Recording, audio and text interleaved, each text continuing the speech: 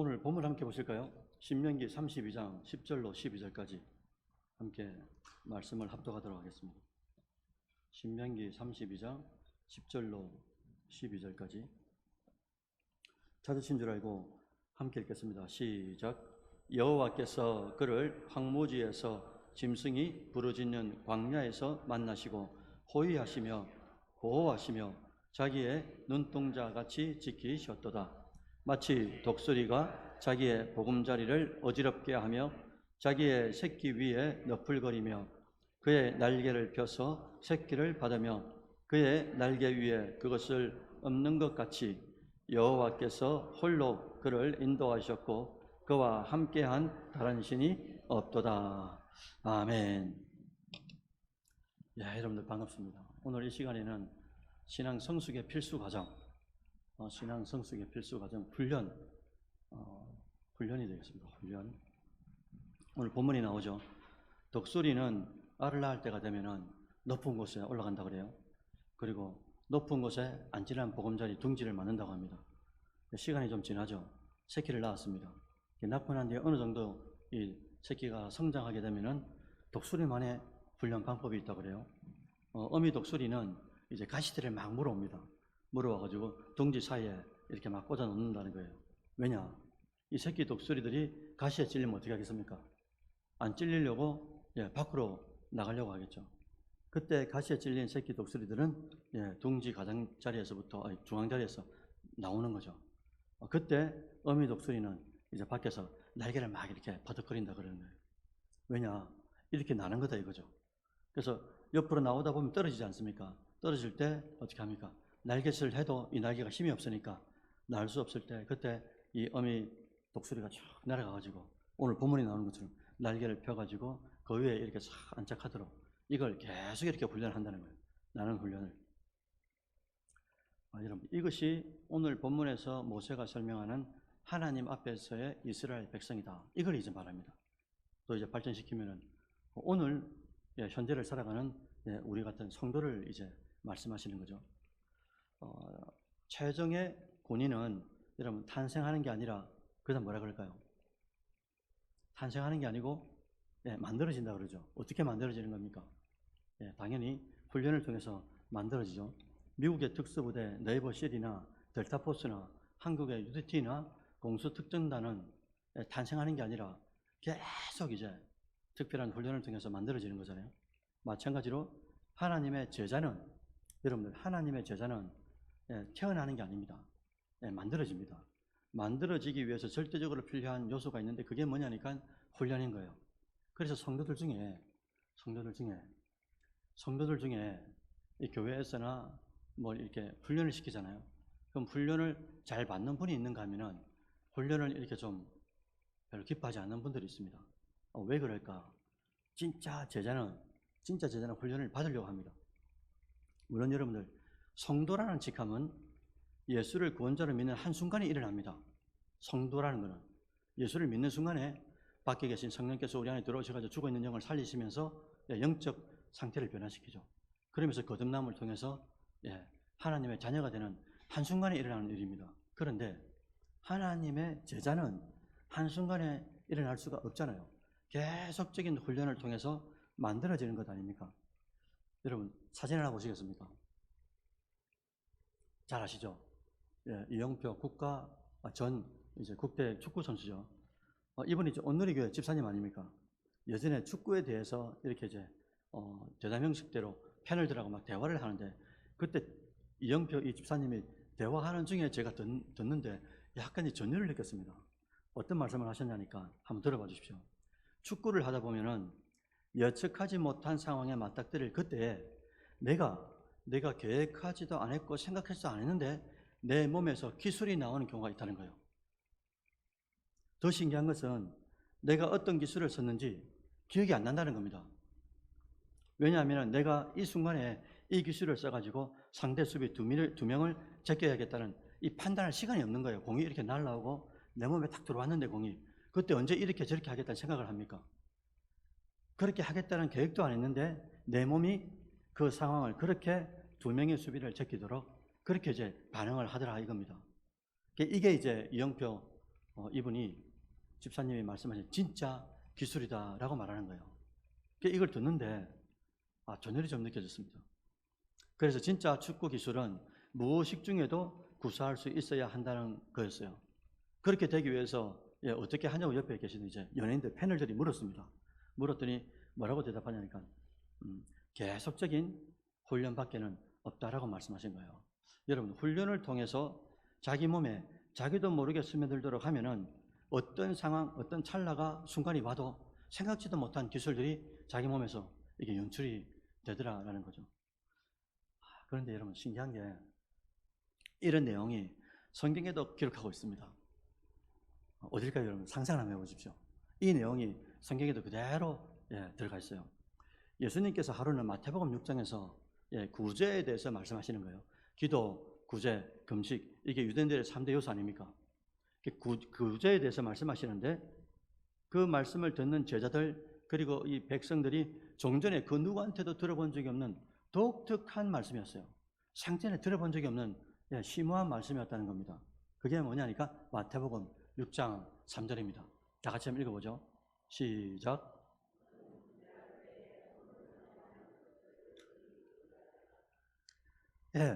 너는 구제할 때에 오른손이 하는 것을 왼손이 모르게 해라. 이렇게 말씀하신 거예요. 이거 종종 말씀드렸는데 여러분, 어떻게 내 몸에 같이 붙어 있지 않습니까?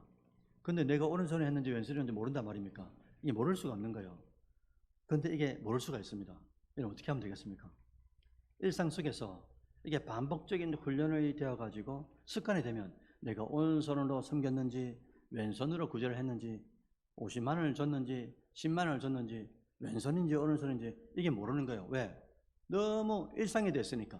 구제하는 게 일상이 됐단 말입니다. 그래서 아까 이영표 기술위원이 말한 것처럼 똑같은 맥락인 거예요.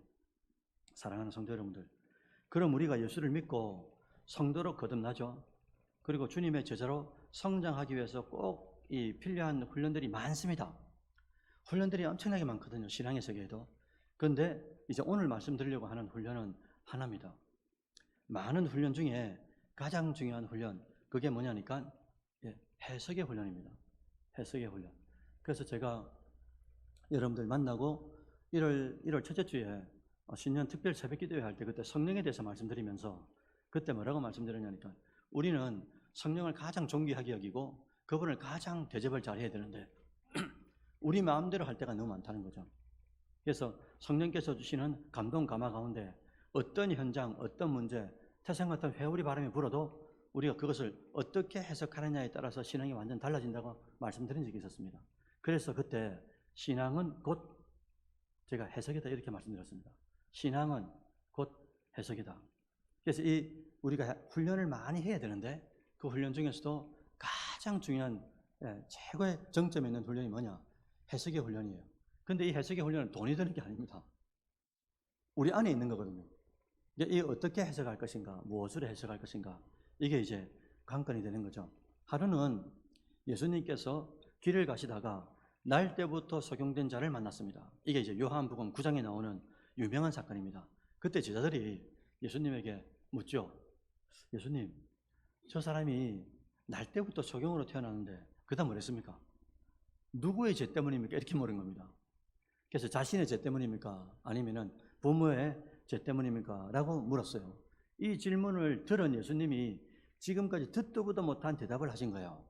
그래서 요한복음 9장 3절 같이 한번 읽어보겠습니다. 시작.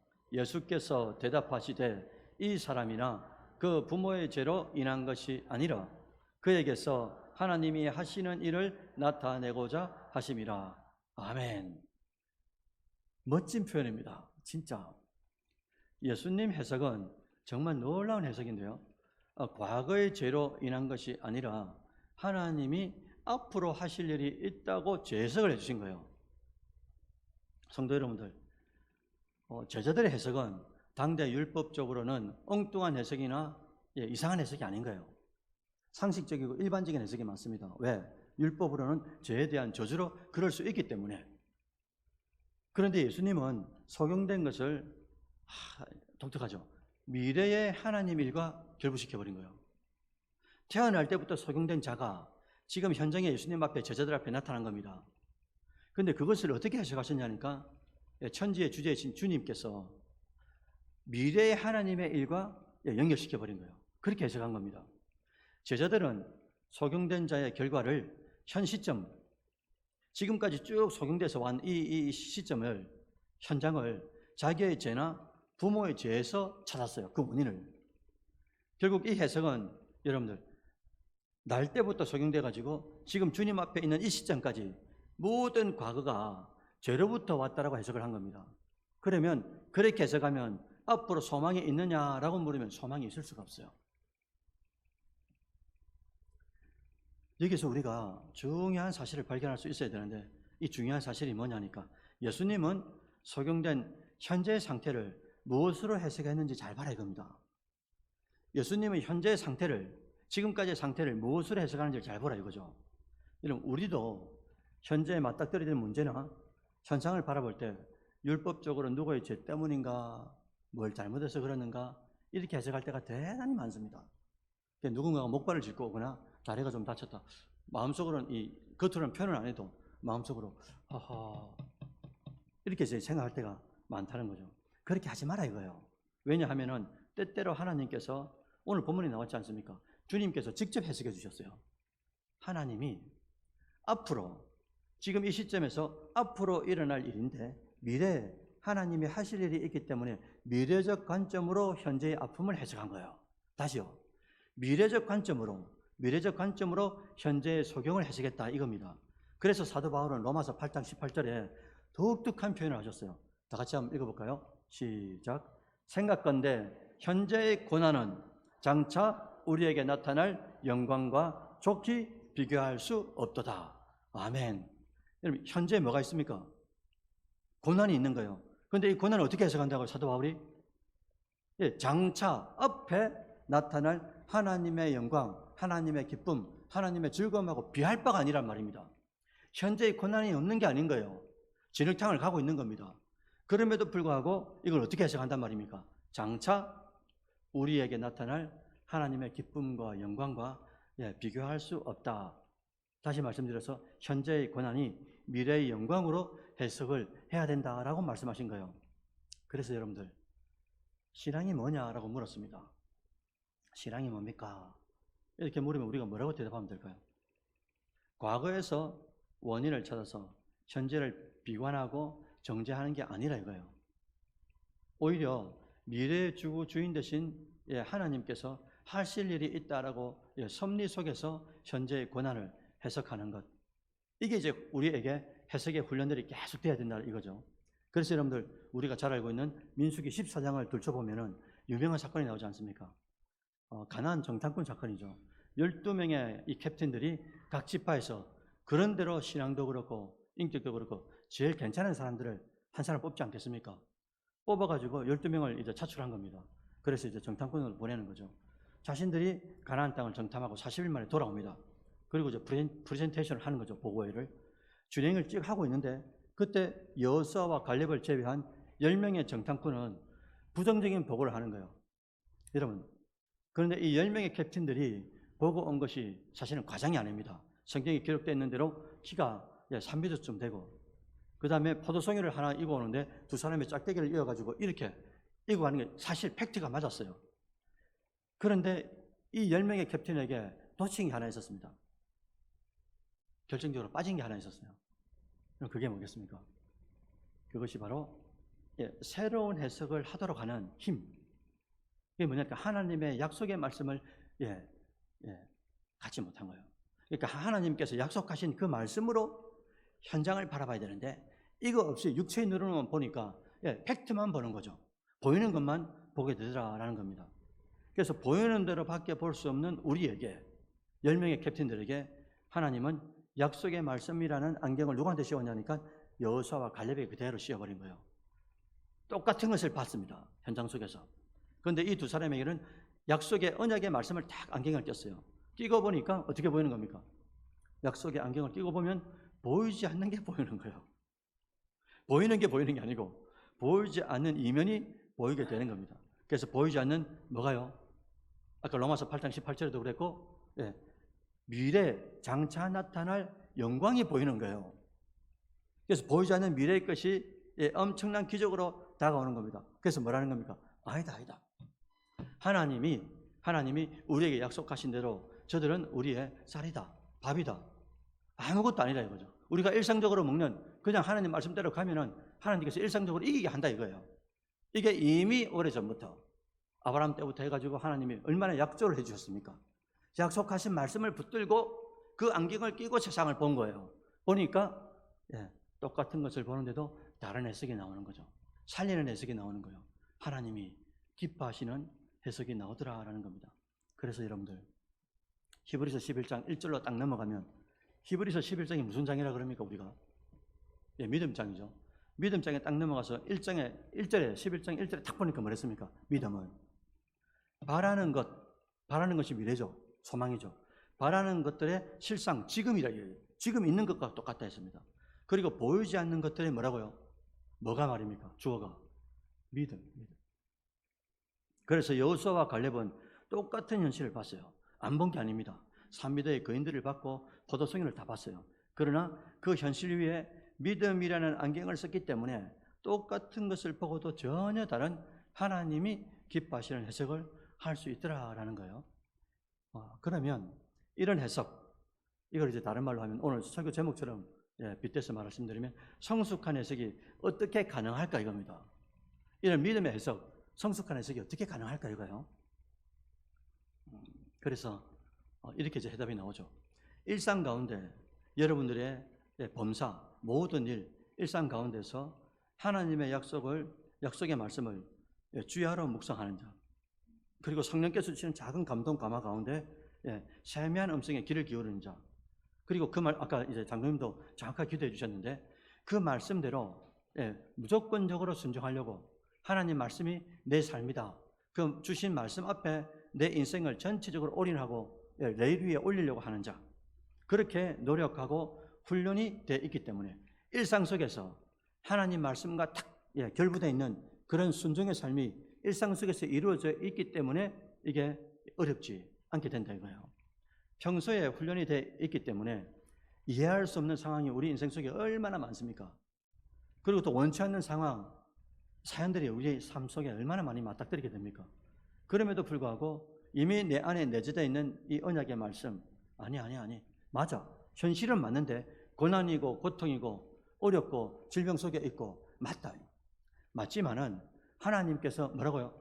하나님이 하실 일이 있다라고 믿는 거예요. 이렇게 믿어야 우리 심중이 마음에 이 감찰하시는 성령께서 어떻게 주시냐니까 이거 천국을 빼앗기지 않도록 하는 겁니다. 질병도 있고 물질의 아픔도 있고 가난도 있고 고난도 있습니다. 그럼에도 불구하고 내 안에 계신 전능하신 성령께서 천국을 빼앗기지 않도록 하신다 이거죠. 사랑하는 여러분들, 오늘 설교를 통해 우리는 무엇을 깨달아야 될까? 우리의 인생 속에 이해할 수 없는 일이나 원치 않는 상황과 사건이 여러분들 왜 없겠습니까? 청년도 마찬가지고 학생들도 마찬가지고 어르신들도 마찬가지고 다 똑같습니다. 그러나 신앙이 성숙한 사람이라는 것은 눈에 보이는 현실로만 해석하지 않는다. 믿음의 눈으로 상황을 해석하는 그런 훈련을 통해서 신앙은 더욱더 성숙해진다라는 거죠. 그래서 여러분들 어떤 일이 생겨도 부탁드립니다. 어떤 일이 생겨도 하나님이 감당할 만큼 주신다라는 이 약속의 말씀을 붙드시길 바라요. 또한 여러분들 피할 길을 내셨으라도 하나님께서 인도하신다라는 이 약속의 말씀을 믿어주시길 바랍니다. 그 믿음으로 앞으로의 삶에서 좀 이따 우리가 찬양할 텐데 밤이나 낮이나 어제나 오늘도 어떻게 해요? 영원히 주님만 찬양하는 선교 중앙교회 사랑하는 가족들 되시기를 주의 이름으로 축원드립니다. 아멘.